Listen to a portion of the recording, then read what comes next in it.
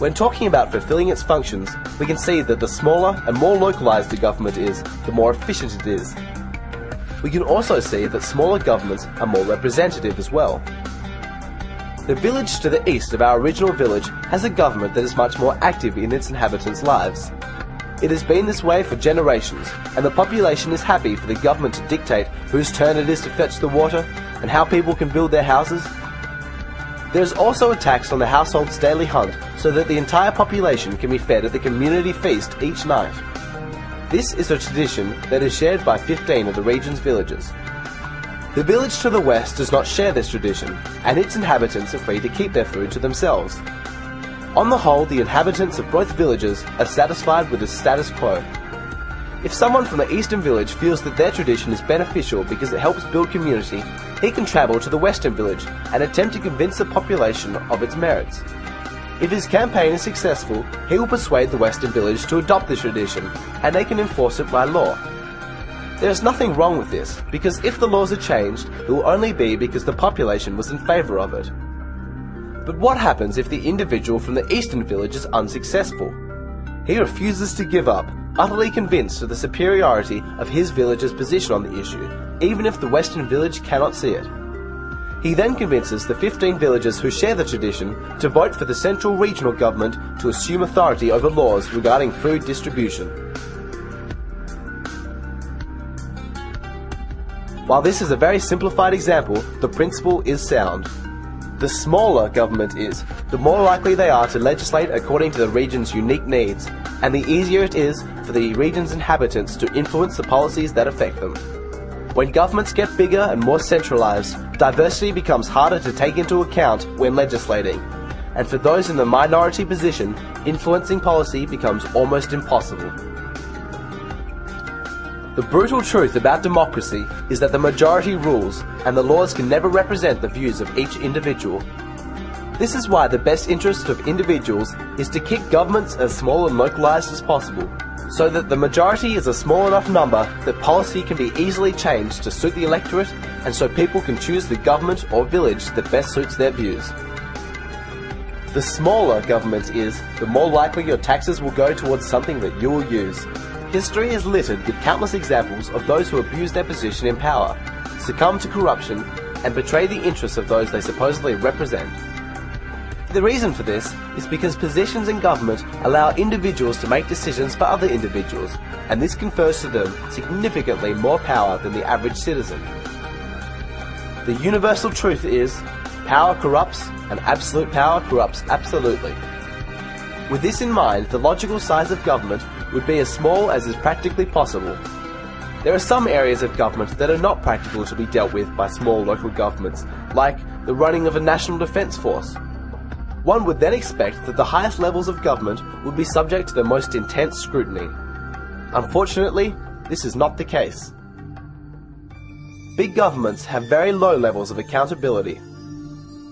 The average person on the street barely trusts his local government councillors not to skim a few dollars here and there. And yet, at this level of government, meetings' minutes are available to the public, and budgets can be scrutinised by everyday citizens. Let's return to our village's example. Let's assume that there is a scandal going on in a village to the north about a conflict of interest from one of the government's representatives. Being in such a small village, all of the citizens know each other personally, and so when this representative hired the Northern Builders Company to renovate the community centre, it was quickly found out that he had a close friendship with the man who owned the company. The plans were thrown out because people took notice of the $50,000 cost, almost 20% of that year's budget. There's a similar scandal going on in the central regional government, and yet this one goes unnoticed. The minister in charge of the armed forces tells Parliament that, because of growing threats from neighbouring nations, they must purchase new state-of-the-art body armour for their troops. This threat cannot be confirmed because the minister's meetings are classified for reasons of national security. The total cost of this new equipment is over $100,000, only 1% of that year's budget. Nobody takes notice, and the close ties the minister has to the weapons manufacturer goes unscrutinised.